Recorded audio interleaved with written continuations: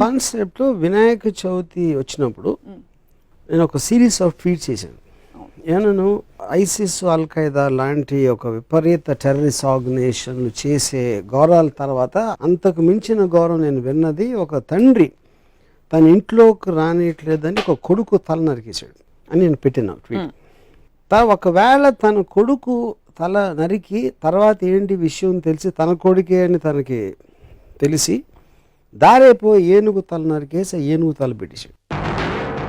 ఏనుగు తల పెట్టి మనిషి మీద పెట్టే శక్తి ఉన్నప్పుడు తన కొడుకు తలే పెట్టచ్చు కదా, మళ్ళీ ఏనుగు తల ఎందుకు అనేది ఒక ట్వీట్ పెట్టాను.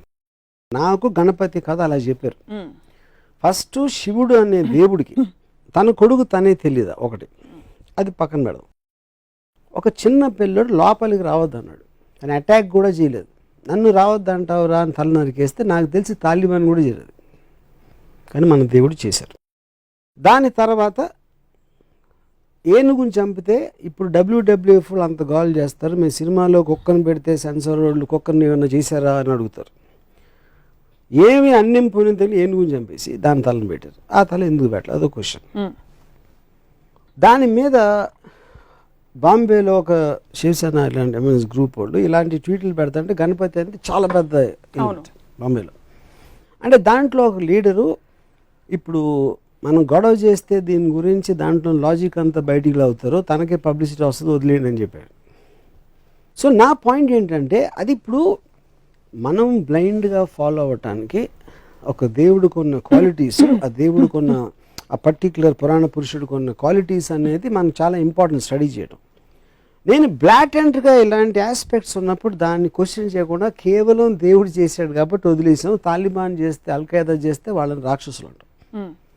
ఇది ఒక ఎగ్జాంపుల్. రెండో ఎగ్జాంపుల్, రాముడు వనవాసానికి వెళ్ళిపోయాడు, సీతమ్మ లక్ష్మణుడు ముగ్గురు వెళ్ళిపోయారు. 14 సంవత్సరాలకి సరిపడా వాళ్ళకి బట్టలు ఆభరణాలు ఇచ్చారు. అవి ఎవరు మోసారని ఒక ట్వీట్ పెట్టారు. రాముడు మోసాడు, సీత మోయదు అంటే లక్ష్మణుడు మోసాడా? ఒకవేళ ఇవ్వకపోతే అవే బట్టలతో 14 సంవత్సరాలు ఉన్నారా? లేకపోతే అడవిలో వేరే బట్టలు ఎక్కడ కొనుక్కున్నారు? లేకపోతే ఆకులను కట్టుకున్నారు? ఇలాంటివి ట్వీట్ చేశారు. అదేంటి నాకు కించపరచడం కాదు, దాని గురించి జోక్ చేయడం కాదు. ఇలాంటి ఫండమెంటల్ ఎలిమెంట్స్ గురించి నేను సినిమా తీస్తే 1,00,000 రకాల రివ్యూలు రాస్తారు. రామాయణ మహాభారతంలో నేను తీసే అతి చెత్త సినిమాలు కానీ ఎక్కువ లొసుగులు ఉన్నాయని నా ఫీలింగ్. వాటికి ఎవరు ఇంత పూజిస్తారు కానీ రివ్యూస్ రాయరు. నా సినిమాలు ఏమో చూడరు, ఫ్లాప్ చేయిస్తారు.